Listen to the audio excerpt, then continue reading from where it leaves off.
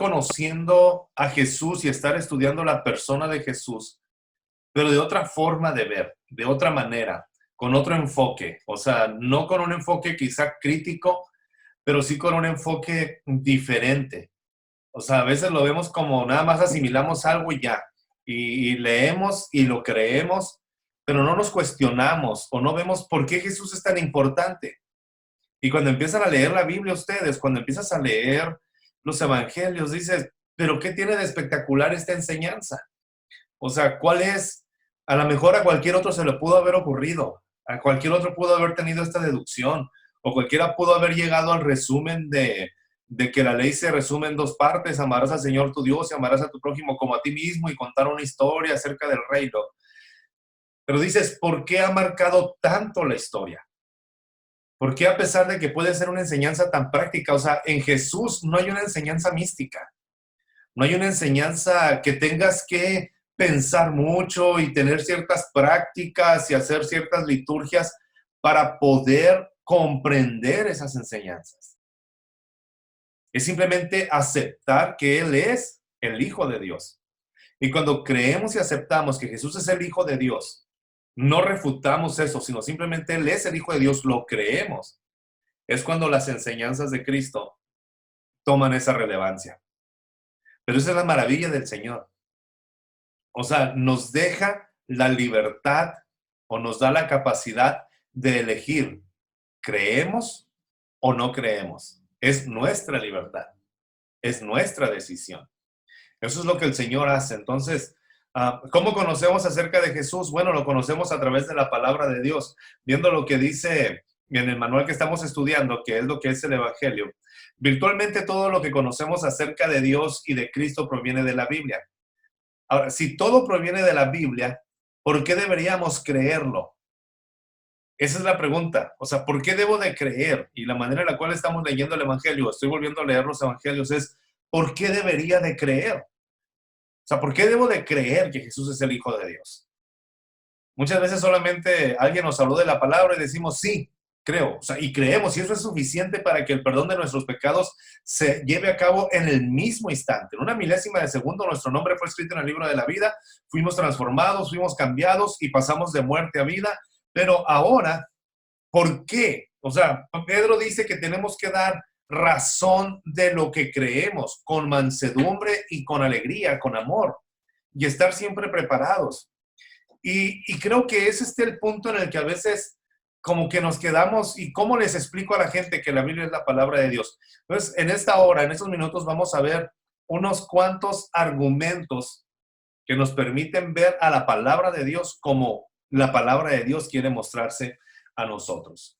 Entonces, la Biblia es la mejor evidencia, o de hecho es la única evidencia que nos muestra a Cristo fidedignamente. Yo pudiera decirles, he tenido experiencias con Dios, pero esa experiencia no es suficiente ni para que crezca tu fe en Cristo, ni tampoco para que tú seas transformado o transformada. Es la palabra de Dios, la Biblia.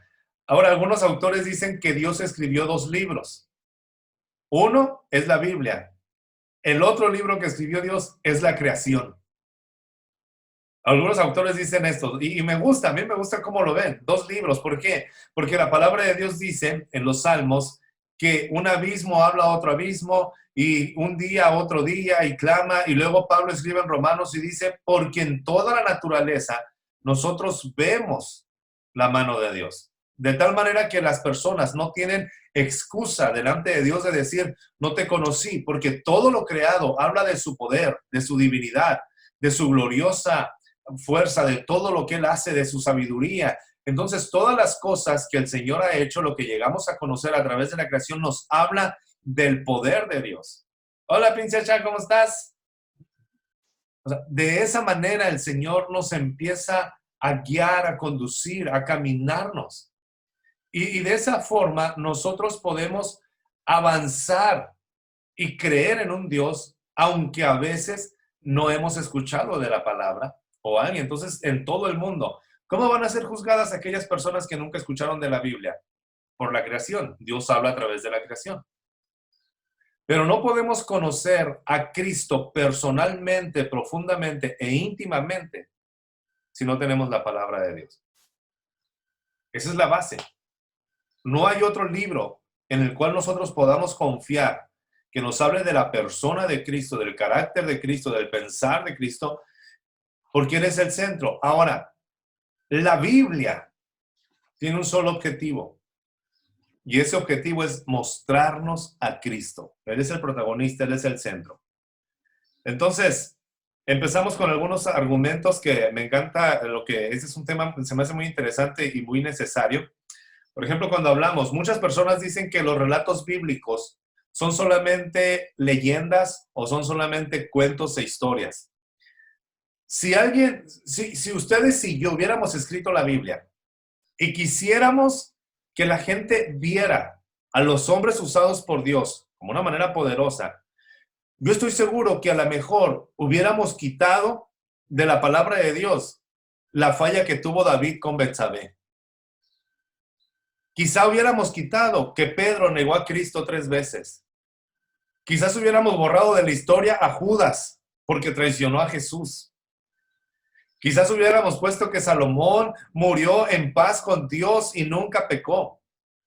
Quizás hubiéramos puesto que Abraham tuvo al hijo de Isaac sin tener ninguna falla y sin haber tenido algo que ver con Agar. Quizás hubiéramos puesto que Pablo y Bernabé nunca se pelearon, fueron amigos toda la vida y vivieron felices para siempre. Quizá hubiéramos puesto todo esto, o quizá hubiéramos puesto que todos los apóstoles murieron millonarios y se fueron al cielo y jamás sufrieron. Sin embargo, la palabra de Dios viene marcando a todos estos hombres y mujeres que Dios usó llenos de errores, porque hace un relato histórico y no ficticio. Y la palabra de Dios tenemos que leerla como algo de verdad, algo que está sucediendo, algo que sucedió, y no como una fábula que nos quiere dejar un buen principio moral. Mucha gente lee la Biblia y saben extraer y extraen de la Biblia, extraen de la palabra de Dios muchas formas de hablar o muchas leyes o muchas cuestiones o muchas enseñanzas morales. Y nosotros a veces vemos a la Biblia solamente como un libro de enseñanzas morales. Y claro, que pueden funcionar algunas cosas. Y claro que como consecuencia de lo que hay en la palabra de Dios, podemos aplicar una moralidad y nos va a llevar a ser mejores y va a haber resultados, va a haber principios, pero la Biblia va mucho más allá de eso. Ahora, ¿por qué nosotros tenemos que creer en la palabra de Dios? ¿Por qué no creemos que es una leyenda? El primer argumento es que los eventos que registra la Biblia y cuando se escriben estos eventos fueron muy recientes. Por ejemplo, el Evangelio de Marcos y el Evangelio de Lucas. El Evangelio de Lucas se escribió 30 años después de que Cristo murió. La mayoría de las leyendas en cualquier cultura se vuelven leyendas 200 años, 300 años o 1000 años después. Y una leyenda agarra fuerza y una leyenda se va pasando de generación a generación porque no puedes comprobar su veracidad. No puedes comprobar que es mentira, pero tampoco puedes comprobar que es verdad. Y es a donde quisiera llevarlos en esta hora. Cuando Lucas escribe el Evangelio de Lucas y la carta o el libro de los Hechos, Lucas no sintió un temblor y empezó en un éxtasis y recibió algo que le dijo el Señor. Oh, Lucas, vas a escribir el cuarto evangelio, la Biblia, parte de ello. No. Si vamos a la palabra, Lucas empieza diciendo, oh excelentísimo Teófilo, mi querido amigo Teófilo, quiero relatarte algo que ha sucedido aquí en Jerusalén. Y he tratado de hacer una recopilación de todas las historias y de todo lo que he escuchado y de todos los eventos, y quiero hacerlo de la manera más práctica posible. Y deseo realmente, Teófilo, que leas y que veas. En pocas palabras, lo que Lucas hizo fue escribirle una carta a su amigo Teófilo. Así de sencillo. Y la primera parte que tenemos que ver en la Biblia es eso, que no había en ellos una mentalidad de tengo que convencer a alguien de que Jesús es verdad, tengo que convencer a alguien de que esto así sucede. Simplemente compartieron lo que ellos escucharon, vieron. Entonces, cuando Lucas, tomemos un ejemplo, una referencia, cuando Lucas escribe el milagro de la multiplicación de los panes y de los peces, Jesús nunca hizo nada escondido.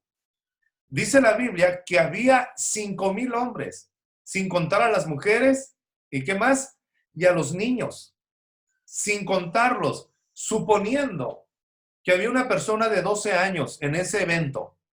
Y Lucas escribe ese tratado, Lucas escribe esa carta. Teófilo, igual de inteligente que Lucas, podía comprobar e ir a esa ciudad e investigar si realmente esto había sucedido. ¿Por qué los evangelios los sostenemos y por qué creemos o por qué los evangelios han estado cientos o miles de años de una manera como una evidencia fidedigna? ¿Saben por qué? Porque la gente podía comprobar que eso realmente era cierto. La Biblia fue escrita temprana, después de que Cristo resucitó y después de que Cristo estuvo. Pablo dice, es que miren, a veces nosotros tenemos este concepto. Sí, Jesús resucitó y se le apareció a los 12, pero ellos nada más supieron. Eso es una mentira que la religión nos ha puesto para ver a ese Jesús lejano. Sin embargo, Pablo escribe en Corintios y dice, primeramente Jesús se le apareció a María Magdalena, luego a los que iban de camino a Emaús, después estaban todos los discípulos o los apóstoles comiendo juntos y ahí también se apareció Jesús. Y en una ocasión, en una reunión donde había más de 500 hermanos, Cristo también se hizo presente y convivió con ellos. Después de que Cristo resucitó, estuvo 40 días y no escondido. Pero estuvo 40 días ahí, en medio de la gente, en medio de las personas, conviviendo. La gente lo miraba, lo pudo ver. Entonces, cuando Lucas está escribiendo acerca de la resurrección, acerca de los milagros, cuando Mateo escribe, cuando Marcos escribe, cuando ellos están escribiendo, cuando Juan escribe todos estos evangelios, y luego Pablo escribe las cartas, son 50 años, la carta más reciente de Pablo fueron como 50 años después de que Cristo muere o 40 años, o sea, estaba muy reciente. ¿Se han preguntado alguna vez por qué la Biblia tiene tanto peso? Porque la Biblia es verdad. O sea, no hubo un encuentro o no hubo un acuerdo de decir, vamos a esperarnos 100 años y después de 100 años va a salir esto a la luz. No, ellos empezaron a escribir lo que ellos vivieron. Marcos no era apóstol de Jesús. Lucas tampoco. Los únicos dos apóstoles que escriben en el Evangelio son Mateo y Juan, de primera mano. Sin embargo, cuando vemos la palabra de Dios en Marcos, dice la Biblia que un joven que andaba en la madrugada detrás de la noticia de que Jesús lo habían apresado y toda la gente iba, un joven salió desnudo, que estaba envuelto en una sábana y le quitaron la sábana y huyó desnudo porque andaba entre la gente. Tú dices, ¿qué tiene que ver eso con la historia? O sea, no es relevante. ¿Qué tiene que ver eso con la crucifixión de Cristo? ¿Qué tiene que ver eso con la resurrección? ¿Sabes qué? Lo único que tiene que ver es que quien escribió ese evangelio, que es Marcos, y que ese joven desnudo, o sea, lo que era relevante era para quien estaba escribiendo ese relato. Ese joven desnudo que huyó era Marcos. Para él fue importante, fue un evento en lo personal. Entonces, cuando nosotros decimos, oye, es que tenemos que encontrar algún significado y le empezamos a dar una metáfora a la Biblia. A ver, hermano, ¿qué quiere decir que el joven huyó desnudo? No, pues quiere decir que tu ropaje antiguo, no, quiere decir que tienes que quitarte, no. Tú le puedes dar la interpretación que quieras, aunque sea forzada y no verídica. Lo único que está marcando ese precedente es que fue especial para esa persona.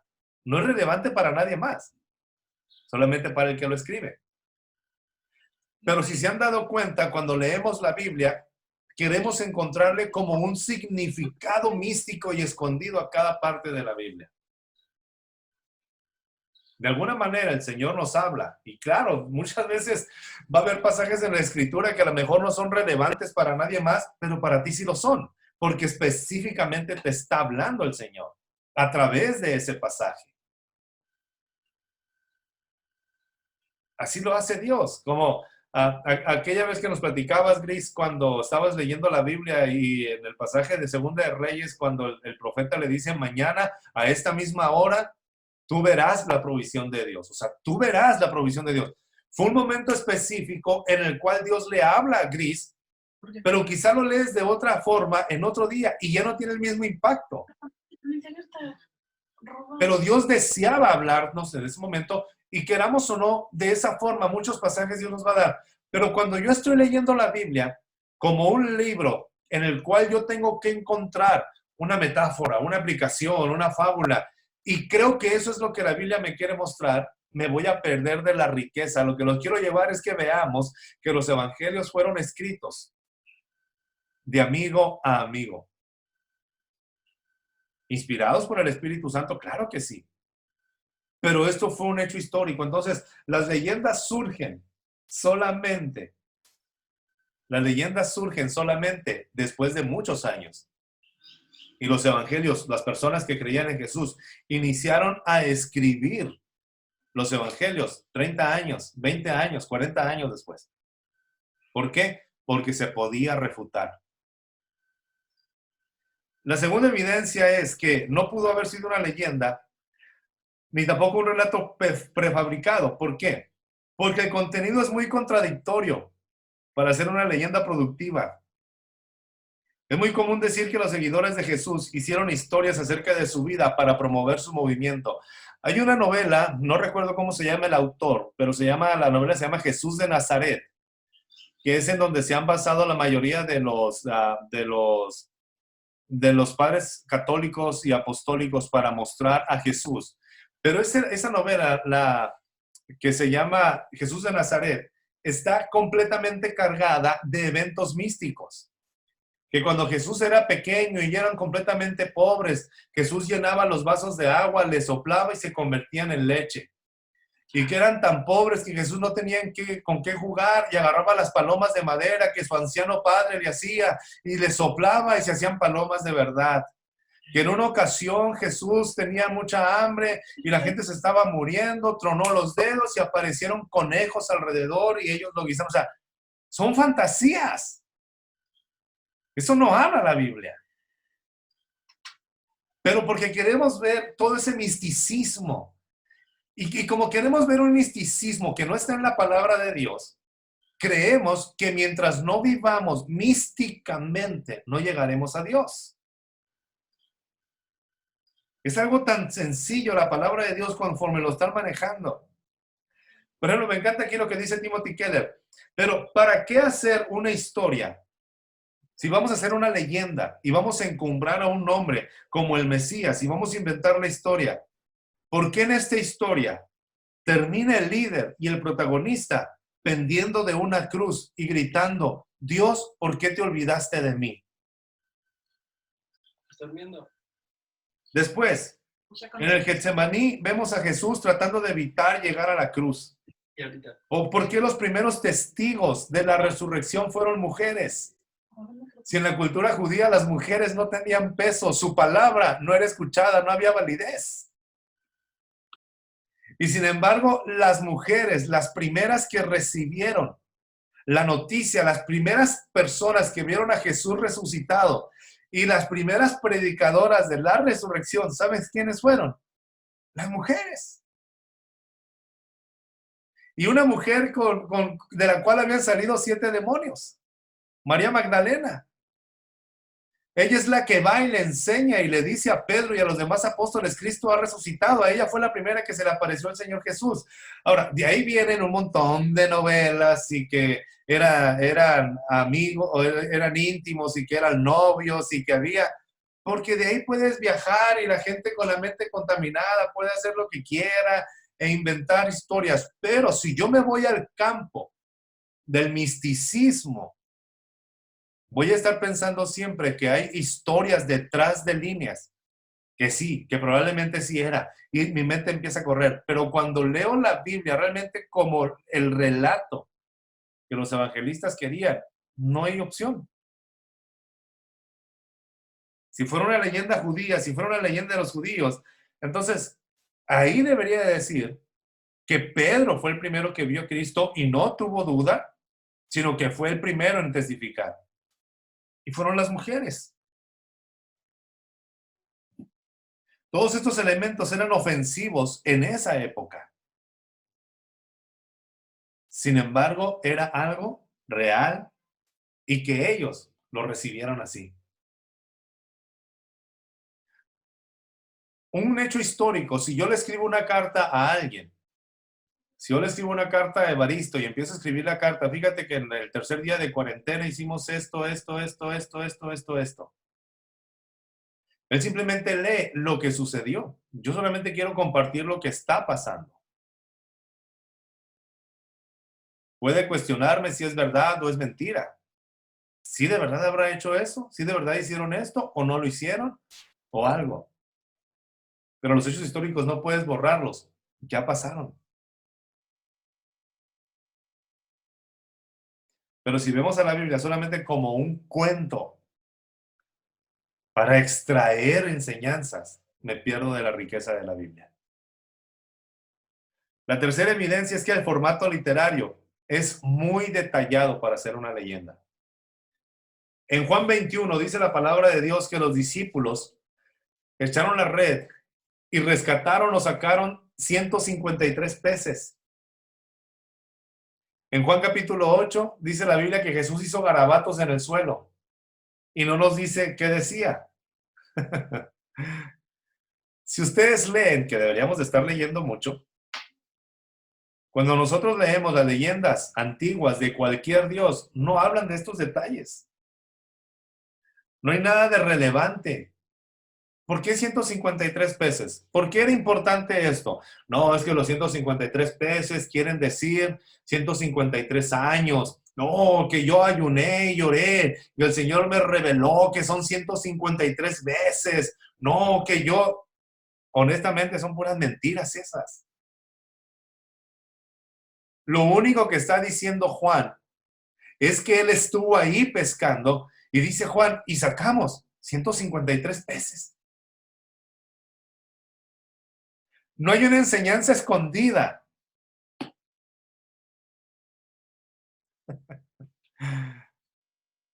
Hey, ¿están bien o no?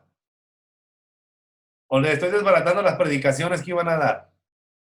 Sí, está bien, está bien. Otra vez yo saqué una lobina de 3 kilos. Pero no la compartiste, pues, le hubiera hecho callitos para todos. No, nomás era para una enseñanza. Era para ti nada más.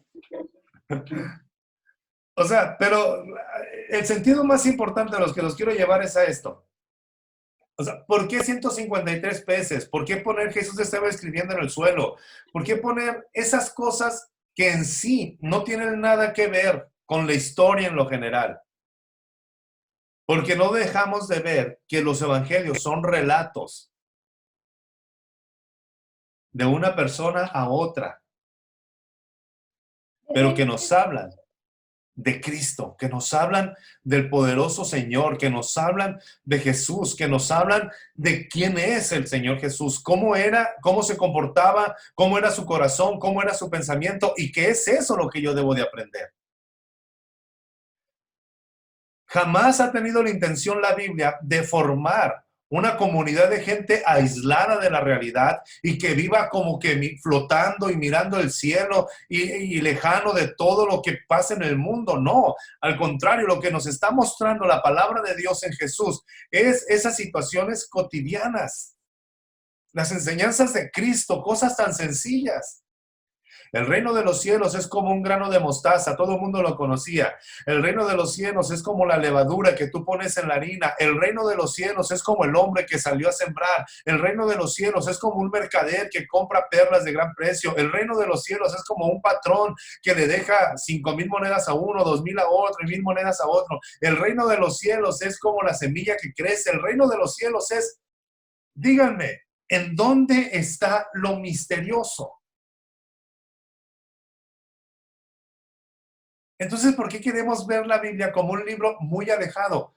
Cuando somos lavados con la sangre de Cristo y nuestro cuerpo se vuelve templo del Espíritu Santo, podemos comprender a cabalidad la palabra de Dios y disfrutarla, que es a donde queremos llegar. Solamente estaba hablando de los tres argumentos para entender que la Biblia no es una leyenda prefabricada.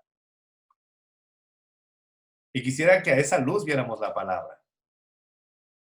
Quiero ver cómo Lucas le escribió a Teófilo y por qué se lo escribió. ¿Por qué el historiador judío, el más prominente, Flavio Josefo, no habla tanto de Cristo? Solamente en 2 o 3 páginas. ¿Por qué los evangelistas no se centraron tanto en su anatomía, en la anatomía física de Cristo, en su altura, en su peso, en su masa? ¿Por qué no? Porque si ustedes se fijan, cuando están con sus hijos, o cuando o cuando ustedes están más pequeños, pero cuando ven a sus hijos, cuando viene la gente de fuera, es cuando les dicen, ¡qué grande está! Como que es cuando nos cae el 20 y decimos, ya los miras bien y dices, es cierto, está bien grande. Porque como lo ves todos los días y estás tan familiarizado, a veces no captas hasta que alguien viene de fuera y te describe. Para los judíos que estaban tan cerca de Cristo, eran los hermanos de Él, estaban conviviendo con Él cotidianamente. Para ellos no era importante ni era relevante el describir si era alto, si era chaparro, si era blanco, si era moreno, si era gordo, si era flaco. No representaba algo de importancia. Pero cuando ustedes empiezan a leer las leyendas de Hércules, de Zeus, y empiezan a leer la leyenda de los semidioses, ahí dice. Para Samuel, cuando escribió la primera y la segunda, el segundo libro de Samuel, el libro de Samuel, él describe a David. Era rubio, era hermoso, era delicado, porque a Samuel le impactó, no tenía una relación familiar con él, no había una relación. Entonces cuando lo vio dijo, este no puede ser el rey de Israel. Porque él no tenía esta comunión, él no tenía esta forma, él no tenía esta relación, era algo relevante para él. Pero para los judíos, para los apóstoles, no era relevante el cuerpo físico de Cristo, porque lo miraban todos los días. La Biblia nos habla cómo era Jesús, sí.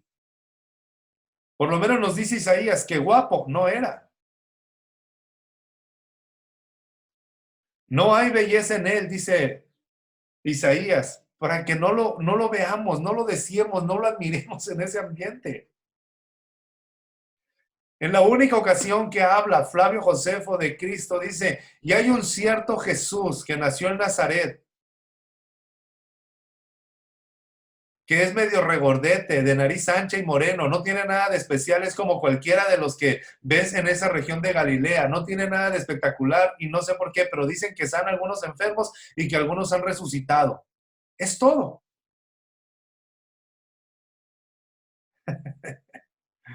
No, es que yo cuando veo a Jesús en las películas lo veo güerito, ojos verdes y ven.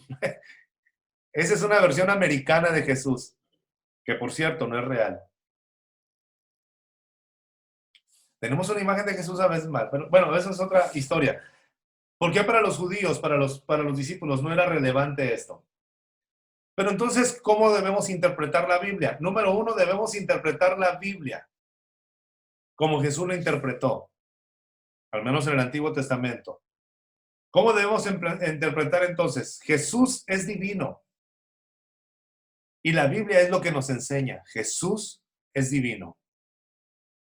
¿Cómo interpretamos la Biblia? Veamos el ejemplo de Jesús. Jesús interpretó la Biblia como la palabra de Dios. ¿Y cuál es la Biblia que leyó Jesús? El Antiguo Testamento. Él interpretó la Biblia de una manera sobrenatural, según lo vemos en Juan capítulo 5, versículo 39. Ustedes leen y estudian las Escrituras porque ahí está, porque ustedes piensan y creen que ahí está la vida eterna. Pero esas Escrituras, dice Jesús, hablan de mí. Quieren encontrar, le dice Jesús a los fariseos, a los maestros de la ley, quieren encontrar la vida eterna en las Escrituras, pero cuando están leyendo las Escrituras, no me ven a mí. Y en todo el Antiguo Testamento, en todas las Escrituras, dice Jesús, se habla de mí. Así es como debemos interpretar entonces las Escrituras, como Cristo nos dice. En el Antiguo Testamento se nos habla en todas las Escrituras de Cristo. Pero es que no encuentro el nombre de Jesús. No lo vas a encontrar. En el Antiguo Testamento no lo vas a encontrar. Pero todas las Escrituras hablan de Cristo. En Juan 10:34, Jesús habla de la Biblia como algo inspirado por Dios. Es una porción, cada porción es inspirada por Él, por el Señor. Después lo ve como una autoridad inquebrantable. En Juan capítulo 10, versículo 35, el Señor dice, porque las Escrituras no pueden ser cambiadas. Es una autoridad, es lo que nos sostiene. Y después, en Lucas 16, del 15 al 31, Jesús habla de la Biblia como las únicas suficientes para salvarnos. ¿De qué habla Lucas 16? Habla del relato, que no es una parábola. Habla de algo real, de un hombre rico y de un pobre llamado Lázaro. Y este hombre rico tenía tanto dinero y Lázaro era tan pobre que Lázaro estaba tan enfermo también que no podía curarse, que cuando estaba detrás o él vivía afuera de la casa de este hombre rico, esperando una migaja del banquete, de la comida, y los perros llegaban y lamían las llagas de Lázaro, pero en el mismo día mueren los dos. Dice la Biblia que Lázaro fue llevado por los ángeles al seno de Abraham.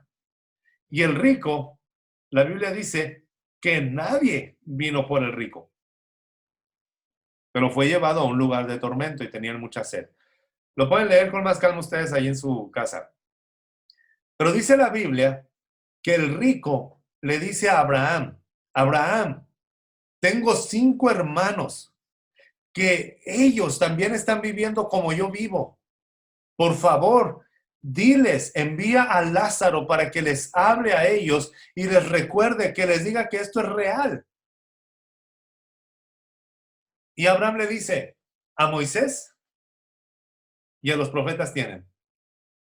Si no le creen a Moisés y a las Escrituras, tampoco le van a creer, aunque venga un muerto o regrese un muerto a la vida. ¿Qué es lo que está diciendo Jesús? Jesús está diciendo lo que es poderoso para transformar, para cambiar el rumbo de nuestra eternidad y para rescatarnos del infierno. No son los milagros, no es una persona que venga de los muertos. Lo que hace que tu vida sea diferente son las Escrituras. Por eso el libro más atacado a través de la historia es la palabra de Dios. Por eso cuando se ataca la fe, se ataca la palabra de Dios. Quizá la idea a donde los quiero llevar, y lo quiero hacer con todo el amor del Señor, es quitar de nuestra cabecita el pensamiento de que a Dios solamente lo conocemos a través de lo místico. Y creo que esa es la maravilla, es el milagro de la encarnación. Nosotros somos parte del plan de Dios. Y Dios se hizo hombre a nuestro alcance. Jessy, si quieres yo lo silencio para de aquí nomás abrirles yo. ¿Qué te parece? Entonces, lo que Dios hace o lo que Dios ha hecho es lo que tenemos que ver. Cristo está interpretando la Escritura. Nos quedamos en lo que dice la palabra de Dios en Lucas capítulo 16. A Moisés y a los profetas tienen. Pone la pregunta que tenías, si nos las haces, por favor.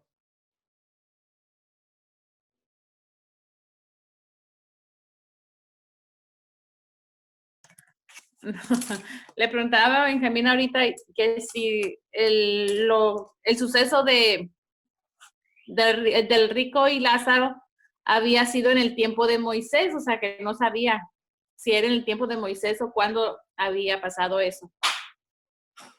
No, fue después. Lo que pasa que cuando Jesús dice Moisés y a los profetas, habla de los escritos de Moisés. Los escritos de Moisés es la Torá de los judíos, lo que es o los primeros 5 libros.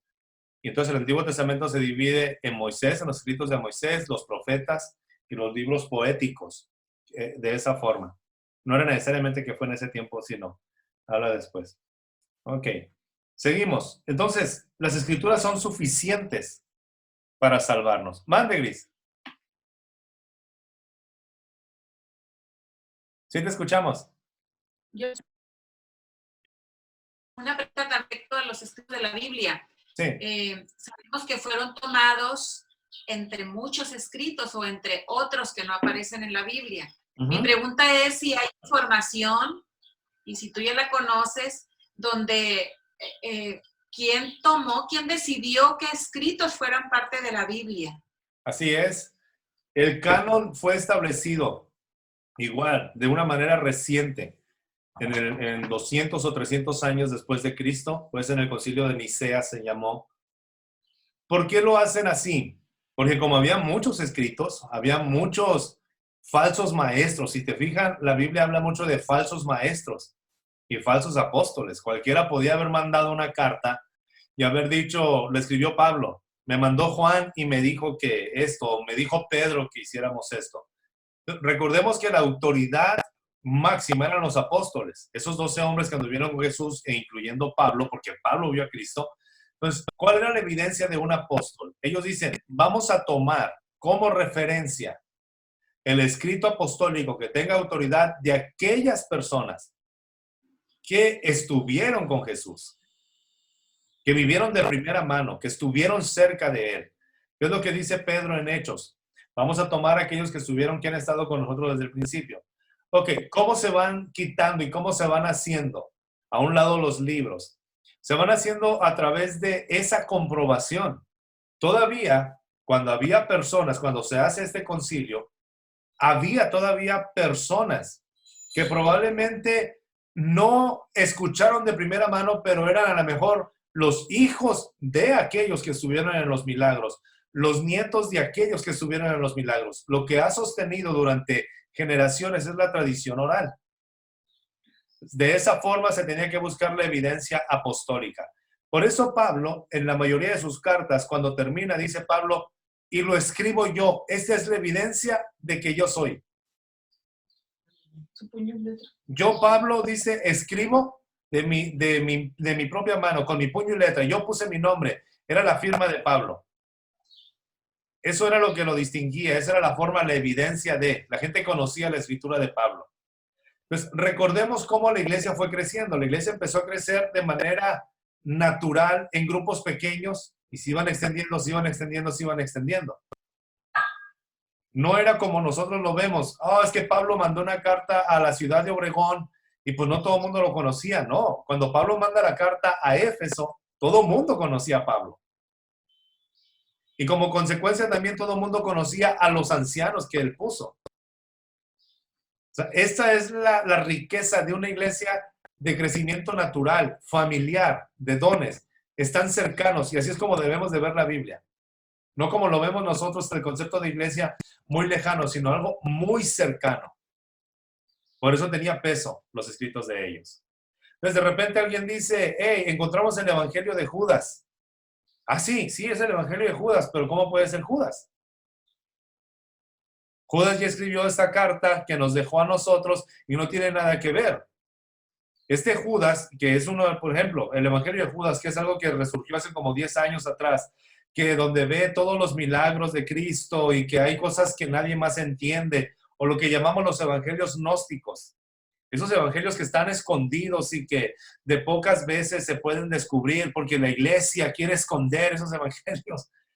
No existe tal cosa. Los evangelios y los relatos eran comprobados a través de esa cotidianidad que vemos. Y hasta cierto punto, Gris, y comunidad, esa parte donde Mateo dice que había 2 endemoniados gadarenos y Marcos dice que había 1. Y uno piensa, oye, ¿por qué no se pusieron de acuerdo? Porque no había la finalidad de inventar una historia.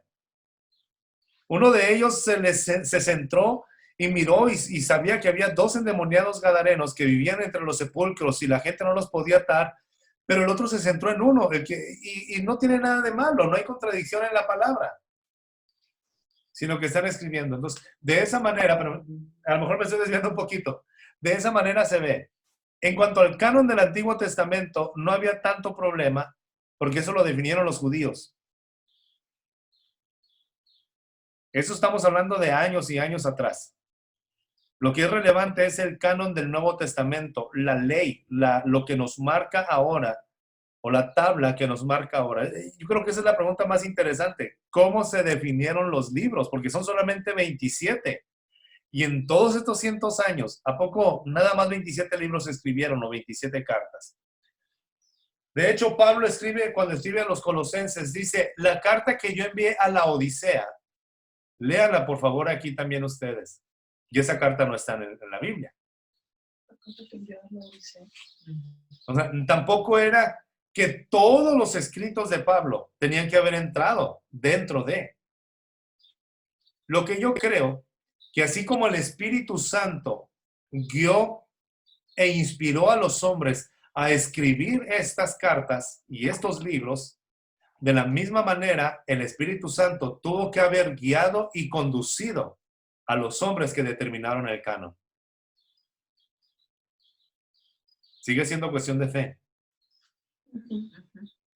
Y me encanta cómo lo escribe Juan. Juan dice en el capítulo 21, y hay muchas cosas más que Jesús hizo.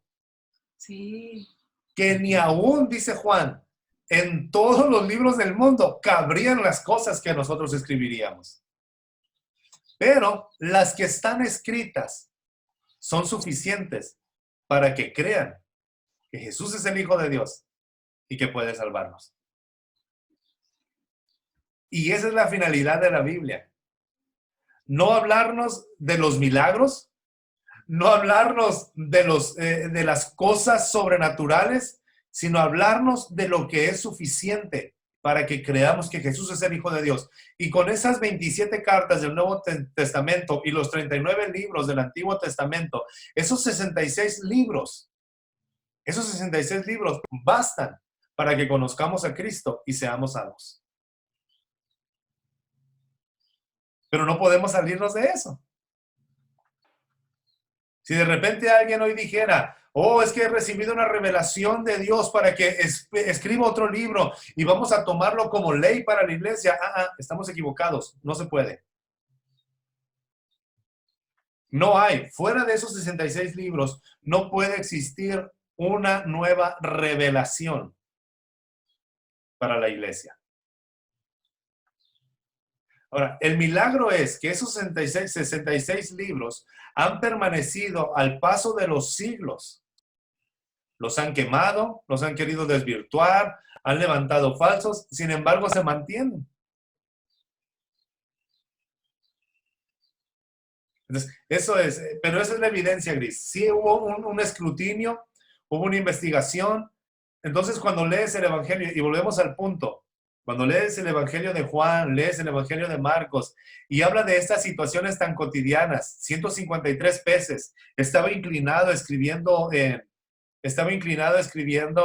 el piso, que Jesús estaba haciendo esto. Cuando llegan los discípulos que están platicando con la mujer samaritana, dice, y se asombraron de que estaba platicando con una mujer, pero no dijeron nada. O sea, esas expresiones tan cotidianas, y dices, ¿qué tienen que ver?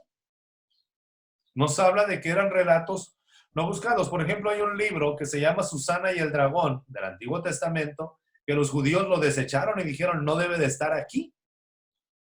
Porque habla de esa mujer que ayunó y peleó contra el dragón y todas las cosas.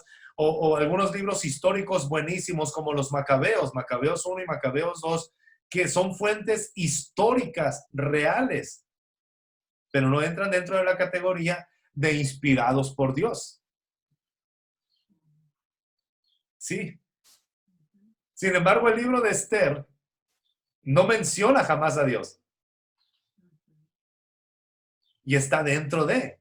¿Por qué? Porque se entiende que es Dios, el Dios de los judíos, el que los libera, aunque en todo no se habla de Dios. Entonces, para nuestros hermosos cantantes y escritores, no tienes que poner en todas las canciones ni en todas las cosas Cristo, Cristo, Cristo, Cristo, Cristo, Cristo, Cristo, Cristo, Cristo. No. Es un mensaje, es una palabra. Es algo que nos llena. ¿Por qué? La evidencia más clara, pienso, es que cuando yo escribo, yo transmito mi persona y mi esencia. Tú captas la esencia del escritor. De la misma manera, cuando ellos recibían las cartas, captaban de quién venían, el sentir, lo que Dios había hecho. Y podían comprobar que era Dios el que lo estaba haciendo. No sé si te contesté, Gris, o te hice más bolas. Está muy bien. Okay. Seguimos entonces. Voy a silenciarlos. ¿Lo silencio? ¿No hay problema? Sí. Y ahorita aquí seguimos. Muy bien. Entonces, pero lo clave aquí es que tenemos que ver la Biblia como nos enseña Jesús. Es una escritura irrefutable. Lo segundo, eso es lo más importante. Jesús habla de la Biblia, de su misma naturaleza.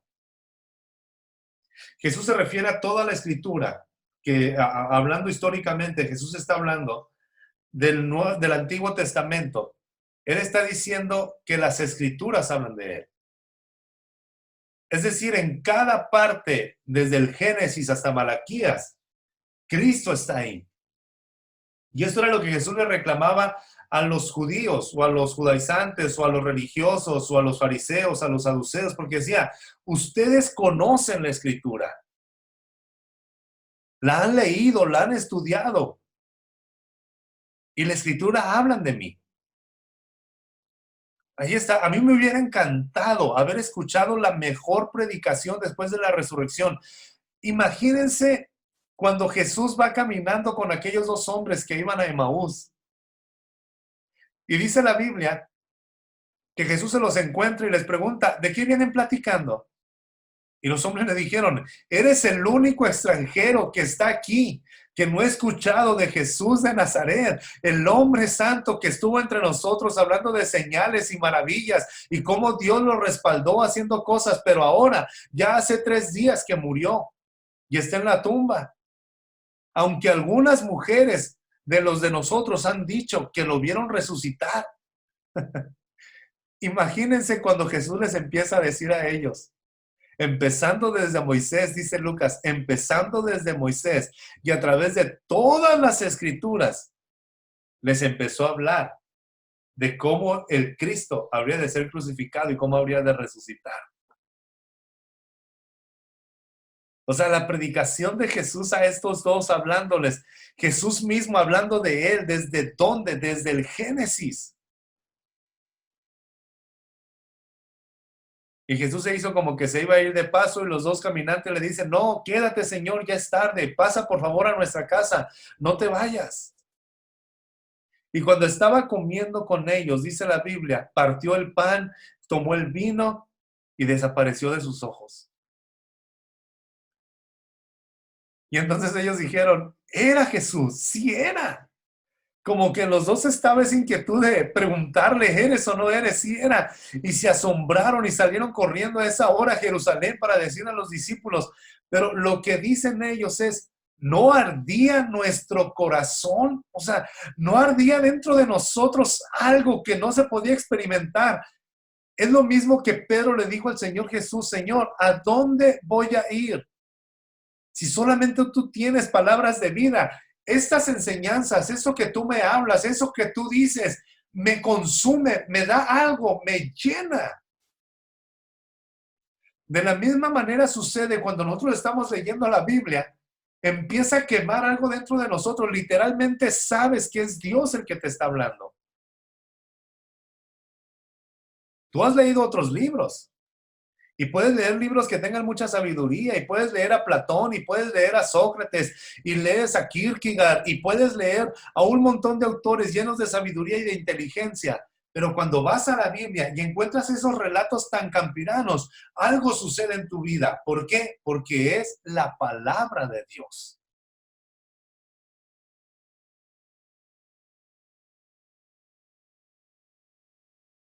¿No les sucede eso a ustedes? Y quizá ahora, después de haber entregado tu vida a Cristo, es cuando la palabra de Dios la estás entendiendo con más claridad. Es lo mismo que estaba escrito ahí. Pero ahora te das cuenta que en todo Cristo está presente. Y antes solamente mirabas la Biblia como como una novela más llena de metáforas y de principios que tienes que descubrir. Entonces, cada porción de la Biblia nos muestra algo acerca de Jesús y de la forma de cómo Dios redime por medio de él. Aunque no encontramos el nombre de Jesús en el Antiguo Testamento, sí encontramos, escuchen, a la persona del Hijo de Dios y la obra que él hace. Y de eso trata la Biblia. No se trata de lecciones morales, no se trata de principios prácticos, se trata de la persona de Jesús. Es decir, al final de cuentas la Biblia se interpreta de esto, y esto es fundamental. ¿La Biblia se trata de mí o se trata de Jesús? ¿De qué se trata? ¿Se trata de mí para hacerme mejor persona? ¿O se trata de Jesús, de cómo Él nos ha rescatado? Tenemos que ver cómo Cristo viene hablando y diciendo en las Escrituras, se habla de mí. En cada libro de la Biblia se habla de Cristo. Porque el centro, el protagonista de la Biblia, no eres tú. Es Jesús. Esto es fundamental. La otra cosa es que la Biblia es una colección de principios morales. Muchas personas pueden leer la Biblia y ven la Biblia como un libro de principios morales y extraen de ahí. Pues como dice la Biblia, no robarás. Pues como dice la Biblia, que hay que ser honestos. Pero eso no quiere decir que estén hablando de la Biblia. La Biblia es entendida cuando tú eres lavado con la sangre de Jesús, cuando eres constituido templo del Espíritu Santo, y ahora no es que tengas una interpretación de principios místicos, sino simplemente comprendes que todo apunta a Cristo. Eso es lo que ustedes y yo necesitamos. Y no solamente ustedes y yo, la gente que está a nuestro alrededor necesita escuchar esto.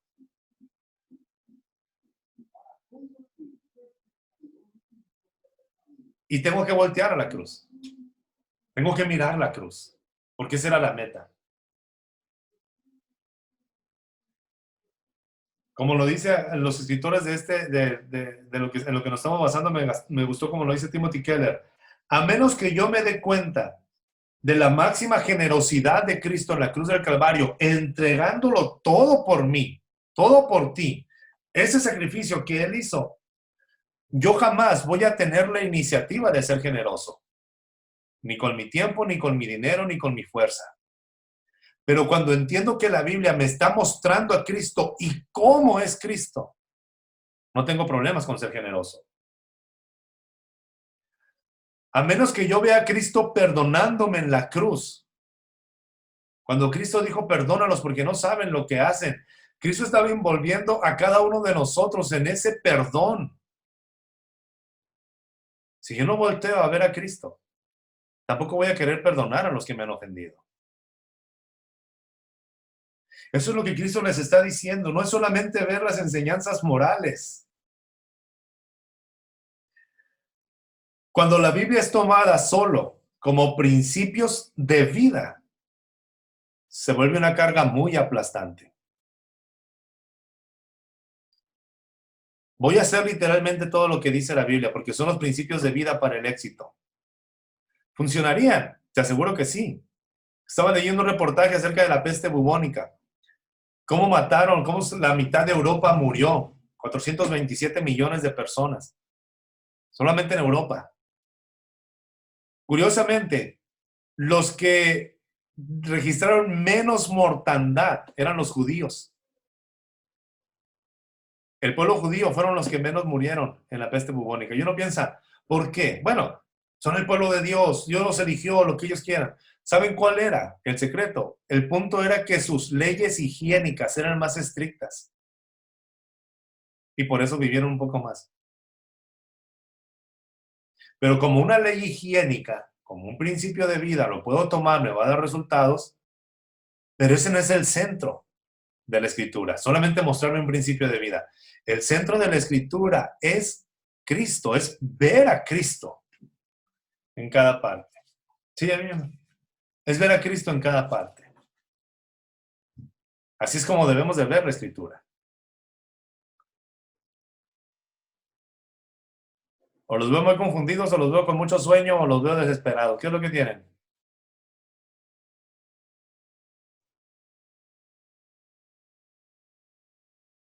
Pero la Biblia entonces no es principalmente un libro de virtudes. ¿Qué es la Biblia? La Biblia es la historia de cómo Dios redime al hombre a través de Jesucristo.